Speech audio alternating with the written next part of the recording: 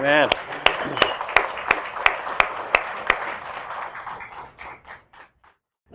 Beautiful. Wonderful. Thank you, guys. That was exceptional. Grab your Bibles. Go with me to Daniel, Daniel chapter 3. Daniel chapter 3. Kind of continuing a little bit OT University on a little bit of a different night, inviting Professor Daniel to come and talk to us. When I was in junior high, I did a little bit of gold panning at a camp that I was at, and we found what we called a little bit of color, little flecks of gold that were there. I remember we put them in a vial. I wish I had that vial now. Gold's like, I don't know, what is it, $2,000 an ounce or something, or way up there. It's worth a lot of money. I have some friends who do a little bit of gold. One guy has a gold mine and is in the process of mining. I have other friends that actually go out and gold pan fairly regularly, and they're looking for color. Now, what do they see when they talk about color is like a little fleck of gold. And I mean, it's tiny. You have to almost, hold it up under a magnifying glass to be able to see it. It's very small. It doesn't weigh much, but it is gold. It's a real thing. It's small. If you sort of mine through the Old Testament characters looking for gold, Daniel's the mother lode. I mean, Daniel's like a chunk of gold the size of the Rock of Gibraltar. When you look at Daniel, and you're just amazed by the integrity and the life that he lived, as well as Shadrach, Meshach, and Abednego. They're individuals that actually we'll be looking at tonight and sort of drawing some life principles about how you and I can live to the next level. I think sometimes we're tempted to live in compromise, and the compromise with our comfort is something that ends up being debilitating to us. I remember reading about a New York family that decided they wanted to go out west. They wanted something totally different. They were tired of the concrete canyons of Manhattan, and they wanted the wide open space of out west, and they moved out west, bought a ranch. And when they did, a friend from the city had visited them and looked around the ranch, and they said, well, does the ranch have a name? And the man said, well, yeah, I wanted to name it Bar J. My wife wanted Susie Q. My son liked Flying W. The other son wanted Lazy Y. So we're calling it the Bar J, Susie Q, Flying W, Lazy Y. And they said, but where are all your cattle? He goes, none survived the branding. That compromise just sort of ends up killing stuff off. When you and I compromise, and it's really about the area of comfort in our life, and we just get comfortable and we don't move to the next level, what happens is it's debilitating to us. I'm going to tell you why. The Christian life is uphill or it's upstream. I mean, whichever analogy you want to use. Maybe it's both. Maybe it's uphill, upstream. I don't know. But what I do know is this. In order to get uphill, you got to exert yourself. You're not going to get uphill accidentally. I have gone downhill accidentally a lot of times. I have missed a step and I've gone downhill rather rapidly at times. I have gone downstream accidentally. Sometimes when you're baptizing people in the creek, you worry if you might lose somebody downstream. You never worry if you lose them upstream, because they're not going to swim upstream. In order to get upstream, you got to swim. You got to exert yourself. In order to get up a hill, you got to exert yourself. And in the spiritual life, it is literally an uphill climb. So here's my premise is this. If you are not going forward in your walk with God, developing yourself in your walk with God, headed upward in your walk with God, you're going backward in your walk with God. In other words, you can't stay still. If you just try to stay still, you'll go backwards. I have no idea why it is. I'm just telling you that's the truth of it. We were designed to be developed. You say that in your brain. You were designed to be developed. You were designed to go to the next level, to develop yourself, to hone your skills, to sharpen yourself so that you could be the very best that you could be within God's kingdom, within your family, within the work world. God's design is for you to continually develop yourself to be literally, I hate to quote the military slogan, but to be all that you can be. I mean, that literally is what God wants from you. Now, Jesus wants to take us into a new and deeper dimension in our walk with Him. In other words, to go to the next level. And there are spiritual levels in the Lord. And those levels are faith and maturity and obedience and worship in our family and in our church and in everything. There are various levels. And God is constantly calling us to go up, not to go back. Not to go downstream, but upstream. And that involves sharpening ourselves to be the very best that we can be. So tonight what we're going to be looking at as Professor Daniel comes and mounts the podium and begins to communicate to us about his three friends and how they stood up to the world that was around them and lived in excellence in the midst of a world that wanted them to be mediocre and like everybody else. We can learn from Professor Daniel. So here he is, Daniel chapter 3, jumping in at verse 1.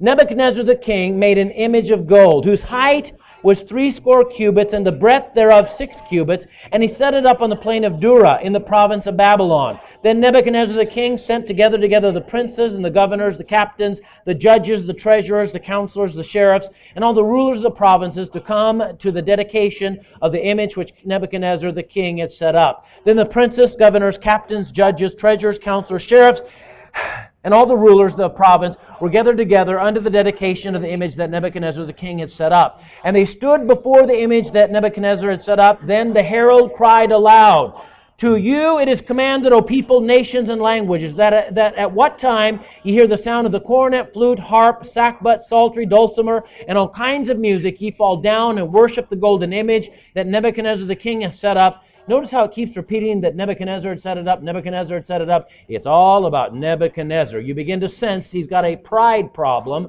and he comes to terms with that later when God has to give him 7 years of judgment, living out like a wild beast. But anyway, and whoso falleth not down and worshipeth the same hour shall be cast into the midst of a burning fiery furnace. Now, what he did here is what I do with my kids. I tell them that if you do wrong, there's going to be this, there's going to be the violation. If you violate, here's what's going to happen to you. And to his credit, he told them what was going to happen if they didn't do it. And it says, and there at that time, when all the people heard the sound of the cornet, flute, harp, sackbut, psaltery, and all kinds of music, all the people in the nations and languages fell down and worshipped the golden image that Nebuchadnezzar the king had set up. Well, not all of them. In fact, we'll see that in a moment. There were some that didn't. There were some that stood to a higher level than the world that was around them. They were like cream that rose to the top. They didn't stay in the bottom of it. They didn't stay in the middle of it. They rose to the top of it. These are Shadrach, Meshach, and Abednego. Here's the number one principle that I think we can learn as we listen to Professor Daniel. And he tells you about his wonderful friends who have moral fiber and character, have a backbone that is ramrod straight, are made up of a lot of gristle and grit and determination. Here's what you and I can learn from them. Number one, moving into higher levels will go against conventional wisdom. Conventional wisdom is go along to get along. Conventional wisdom has got this idea that if you just compromise, everything will be okay. And what was going on here was the worshiping of the idol was the conventional wisdom of the day. Why was the conventional wisdom? Because if you don't, you will die. That was the conventional wisdom. So the best thing to do will be to do what Nebuchadnezzar wants you to do so that you retain your physical life, breath in your body, a heartbeat in your circulatory system. If you want to live, conventional wisdom says you've got to bow down. But there are idols today in our life, and they are worshipped. Peer pressure, popularity, power, possessions. You could list hundreds of idolatrous things that the rest of the world bows down to, and you and I as believers, we're called to stand up straight when everybody else is bowing down. We're called to say no when they say yes. We're called to be radically different people than the culture in which we serve and in which we live, not to bow down to these idols.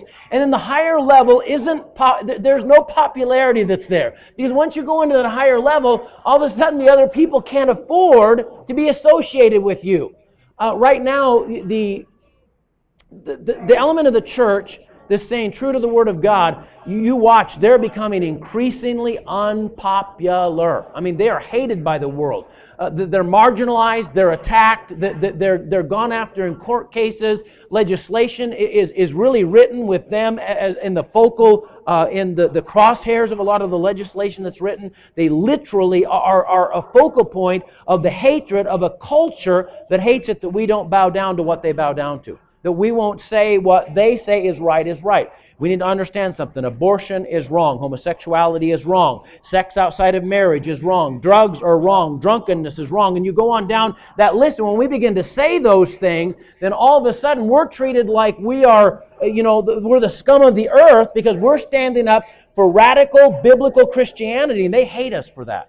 You need to understand that when we move into this higher level, it's going to go against conventional wisdom. In fact, our men that Daniel's teaching us about, his good friends who were brought into captivity with him in chapter 3, verse 8, it says, Wherefore at the time certain Chaldeans came near and accused the Jews. They spake and said to the king Nebuchadnezzar, O king, live forever. They really don't want him to live forever, but they say that because if the guy's got ultimate power, they're trying to butter him up.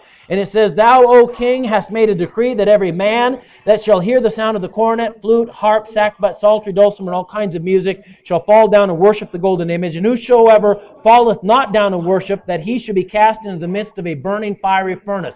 There are certain Jews whom thou hast set over the affairs of the province of Babylon, Shadrach, Meshach, and Abednego, these men, O king, have not regarded thee. They serve not thy gods, nor worship the golden image that thou hast set up. If that's not a better testimony of what a Christian is, I don't know what is. But literally, look, they won't bow down to your false idols. You need to do something about them. And then verse 13, then Nebuchadnezzar, in his rage and fury, commanded to bring Shadrach, Meshach, and Abednego, and then they brought these men before the king. Moving in higher levels is going to bring opposition. Whenever you do go upstream or uphill, you begin to make advancements in your walk with God, just sit back and watch the world, the flesh, and the devil hate your guts. And they will be in opposition to you. We're not only known by our friends, we're often known by our enemies. You know, we're known by the people that hate us. And when these guys made this stance, they decided they're not going to bow down. They already understood they're not going to be on the invitation list to whatever Nebuchadnezzar's version of the White House is. They're not going to get to come over, drop by, and visit. They know they're probably going to die as a result of this, but they choose to go to the next level anyway. The next level always means sacrifice. It means that you're going to give up something that you would like maybe even your life, to go to that next level.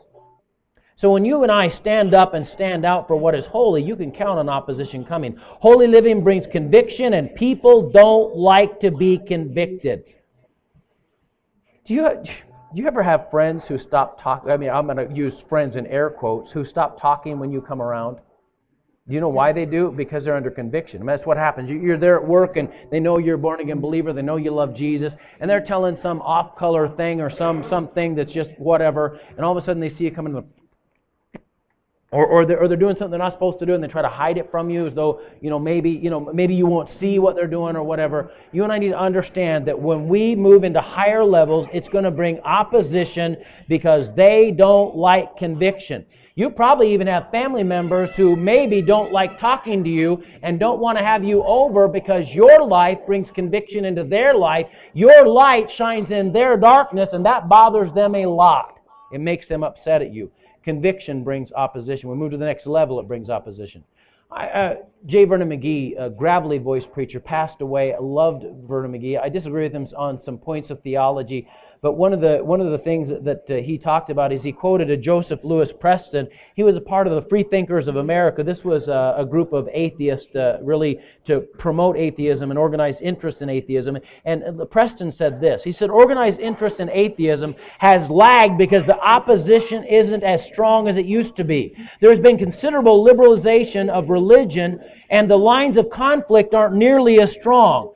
Charles Smith, the president of the American Association of the Advancement of Atheism, reported that the lack of opposition was the cause of the decline in atheism. Listen to this is his quote. This is an atheist quote about the church.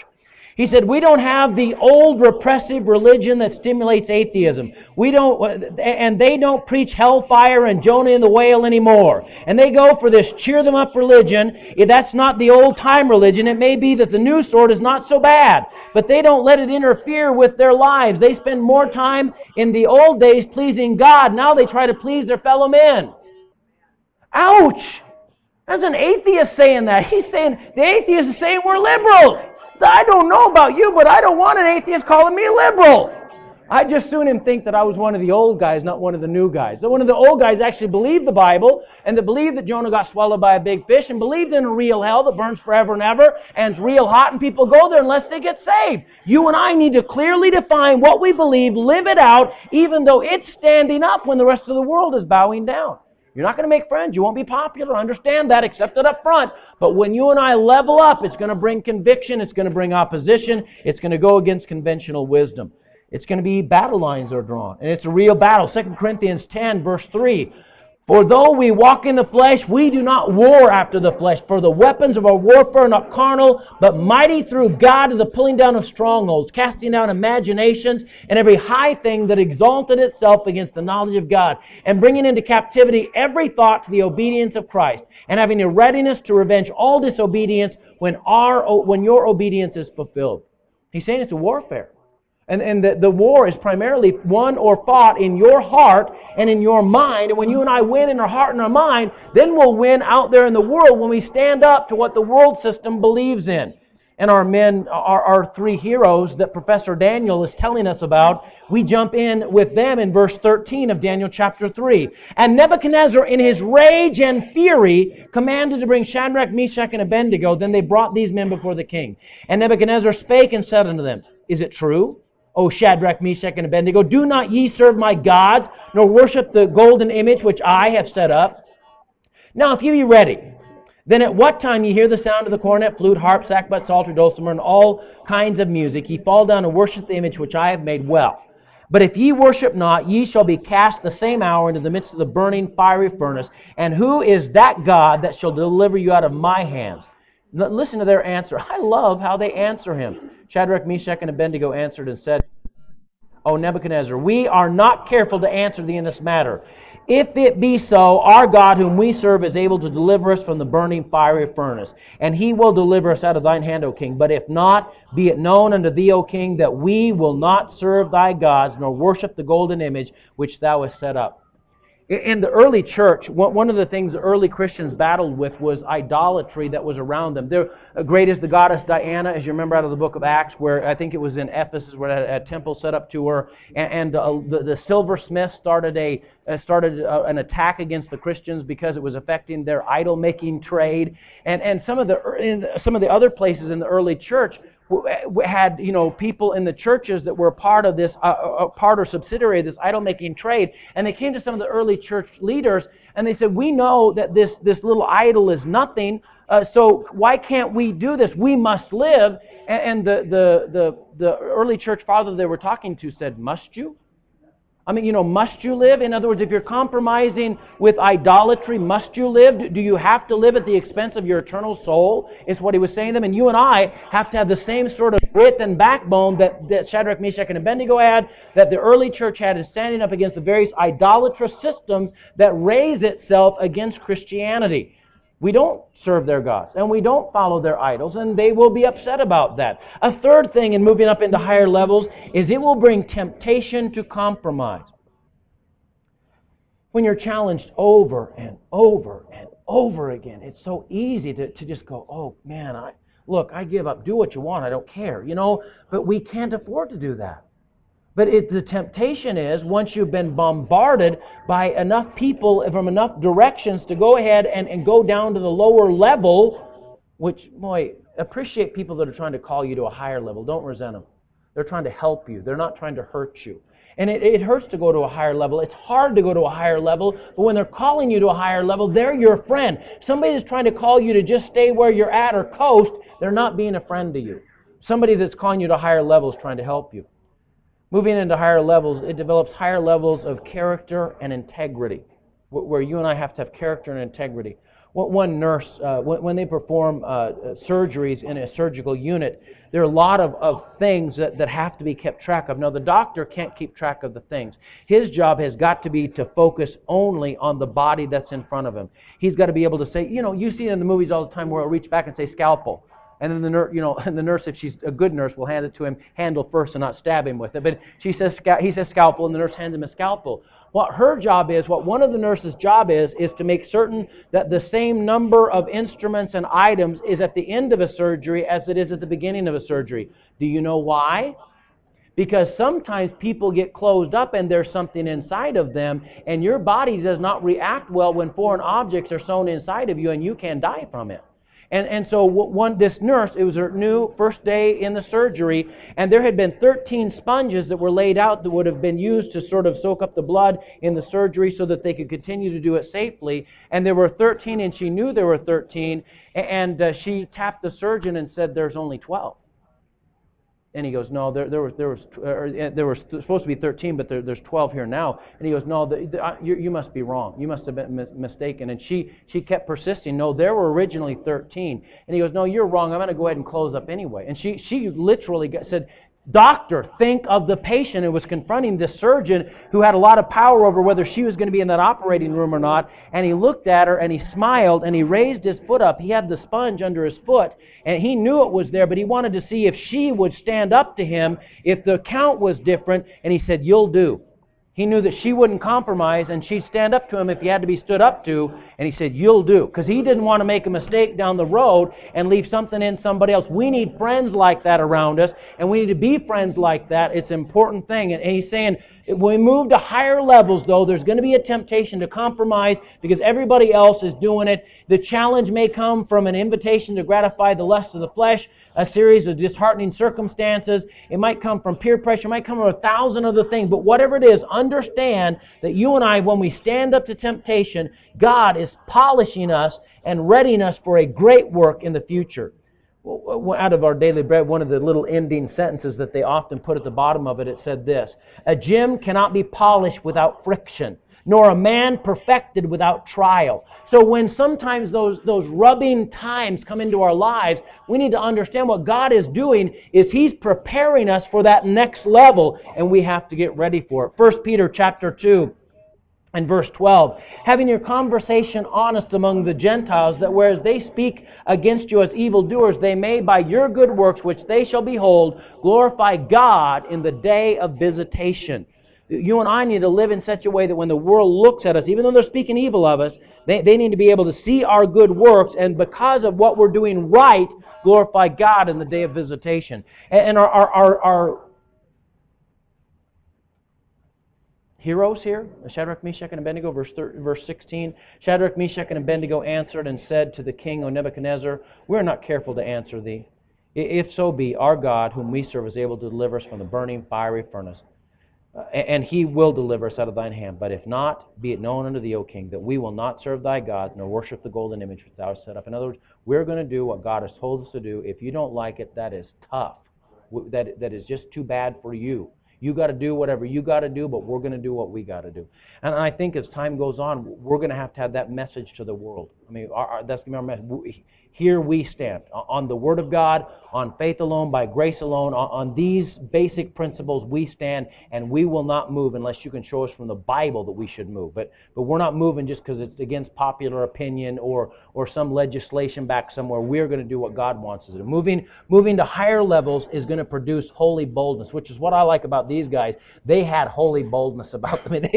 You cannot look at Daniel, Shadrach, Meshach, and Abednego, or Joseph in the Old Testament as well, and not be stunned by their ability to stand and articulate the right thing in hard circumstances. I mean, these guys were courageous. They spoke freely and they spoke boldly. Even though they were talking to the most powerful man on the planet, they didn't back up an inch from it. They weren't intimidated by him because they knew, here's what helped them to do that. They knew that they served the King of Kings. He might have been a king, but they served the King of Kings, the ruler of kings, and one day they knew Nebuchadnezzar would give account to God and be judged by God, and he would even undergo earthly judgment here in 7 years out in the wilderness living like an animal. But if he didn't completely give over to God, he was going to face judgment before God and a burning fiery furnace that would last forever. They understood who they served. As we sort of, it won't finish it out, but in verse 19, then was Nebuchadnezzar full of fury, and the form of his visage was changed against Shadrach, Meshach, and Abednego. Therefore he spoke and commanded that they should heat the furnace 7 times more than it was wont to be heated. And they commanded the most mighty men that were in his army to bind Shadrach, Meshach, and Abednego and cast them into the burning fiery furnace. Then these men were bound in their coats and their hosen and their hats and their other garments, and they were cast in the midst of the burning fire furnace. Then because the king's command was urgent, the furnace exceeding hot, the flames of the fire slew those men that took up Shadrach, Meshach, and Abednego. And these 3 men, Shadrach, Meshach, and Abednego, fell down, bound in the midst of the fire furnace. Then listen to this. Then Nebuchadnezzar the king was astonished, and he rose in haste and spake, and said unto his counselors, Did not we cast 3 men bound into the midst of the fire? And they answered and said unto the king, True, O king. And he answered, said, Lo, I see 4 men loose, walking in the midst of the fire, and they have no hurt. And the form of the 4th is like the Son of God. Then Nebuchadnezzar came near to the mouth of the burning fire furnace, and spake, and said, Shadrach, Meshach, and Abednego, ye servants of the Most High God, come forth and come hither. Then Shadrach, Meshach, and Abednego came forth out of the midst of the fire. Then the princes and the governors, the captains, the king's counselors, being gathered together, saw these men upon whose bodies the fire had no power, nor was a hair of their head singed, neither was their coats changed, nor the smell of the fire passed upon them. That's an amazing thing. It was miraculous, supernatural deliverance of God. There's no you don't have an earthly explanation that would explain how they survived that fire. It killed the guys that threw them in. So you know it wasn't somehow a faulty fire. There was no cool spot in the midst of the fire. That's not how fire works. They didn't have any sort of asbestos suits that they were wearing. They were tossed in their street clothes. They didn't know they were going to be thrown into a furnace that morning. They were just regular guys, and God supernaturally delivered them. 5 things startled Nebuchadnezzar. Number 1, there was 4 people in the fire instead of 3. The second thing that startled him is that they had been bound. They were now not bound. Apparently, the only thing that burned up was the things that were tying them up. Wouldn't it be good if the fire of God swept through our life and burned up the things that were tying us up? I mean, if it swept through and burned away the dross that didn't belong there, those encumbrances that stop us from being all that we can be, if the fire of God burned through and burned them away. And then third, he was astonished that those 4 persons were walking around in the fire, not lying down or somehow sort of paralyzed by the fire, but they were walking around like it's nothing, because it was nothing to them. Because God made it nothing. And the 5th, he was stunned because they were unhurt. He was stunned because the 4th person was like unto the Son of God. I think that it's a theophany, a pre-incarnate appearance of Jesus Christ in the Old Testament, sort of a preview of coming attractions. Whenever you're in a movie, maybe you'll see sort of the preview of coming attractions. They'll show you other movies that they want you to see that are going to come out later. This is almost like what you see here is almost a preview of coming attractions, where Jesus appears here and He delivers them in the midst of their fiery furnace that they find themselves in. Moving to higher levels will manifest the miraculous, which literally you've just seen, and I don't have to read that to you. Miraculous things happen. They didn't escape being thrown in the fire. You know, sometimes God will deliver you where you don't even have to go through the fiery furnace. And those are wonderful times when you pray and God delivers you and you don't have to go through it. But sometimes you get thrown into the fiery furnace. And sometimes God delivers you out of that furnace and He protects you there and He walks with you all the way through it. Sometimes the furnace gives you the ultimate deliverance and you graduate to glory to be with God. And so we're not somehow manipulating God and saying every time there's a fiery furnace, God has to, take us out and we can never be hurt by whatever the fires of this world are. The truth is our citizenship here is tenuous and it's temporary. Ultimately, we will die here and go to be with God forever in His eternal kingdom, and that's good news. Verse 28, and then Nebuchadnezzar spake and said, Blessed be the God of Shadrach, Meshach, and Abednego, who has sent His angel and delivered His servants that trusted Him, and have changed the king's word and yielded their bodies that they might not serve nor worship any god except their own God. Nebuchadnezzar, at least he figures out how to admit he's wrong. And in verse 29, Therefore I make a decree that every people, nation, language, which speak anything amiss against the God of Shadrach, Meshach, and Abednego, shall be cut in pieces, their houses shall be made a dunghill, because there is no other God that can deliver after this sort. Then the king promoted Shadrach, Meshach, and Abednego in the province of Babylon. I'm not sure his decree was a great decree. It sounds sort of Muslimish to me, that they're going to cut up everybody that's not a believer. And I don't know that he himself really kind of backslides, and you would find that he would have had to cut himself up had he actually followed his own law that he set out.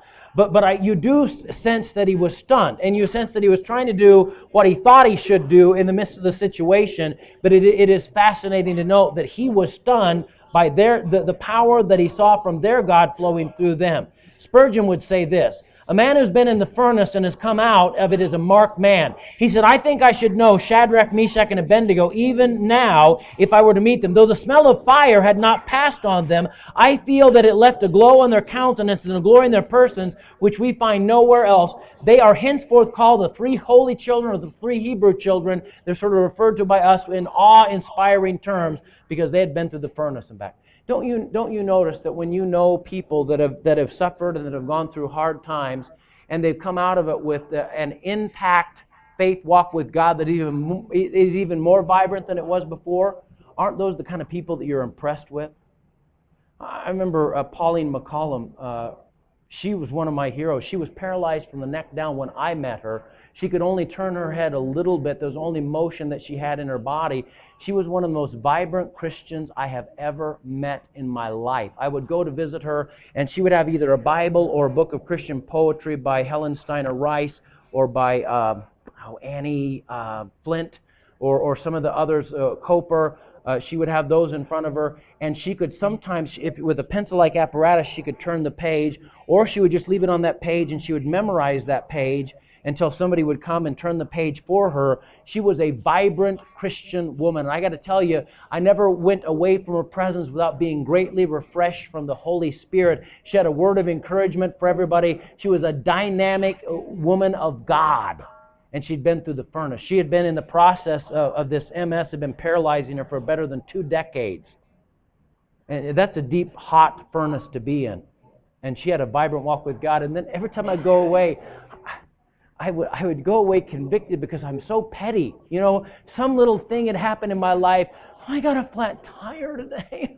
I don't have any money to get new tires, and or whatever. Some stupid thing would be going on in my life. It would be whamming me out. I mean, like, man, I don't know if I can go on. I mean, my alternator's out in my car. What am I gonna do? Oh, you big baby. Grow up. Get a life. Get over it. Some other people have real furnaces that they're in, and somehow they manage to have a vibrant, dynamic walk with God because they leveled up, brother. They figured out how to do it. And for me, I was like, oh, you big baby. Get up. What's the phrase they always use? Cowboy up. Cowboy up. Come on. Get up.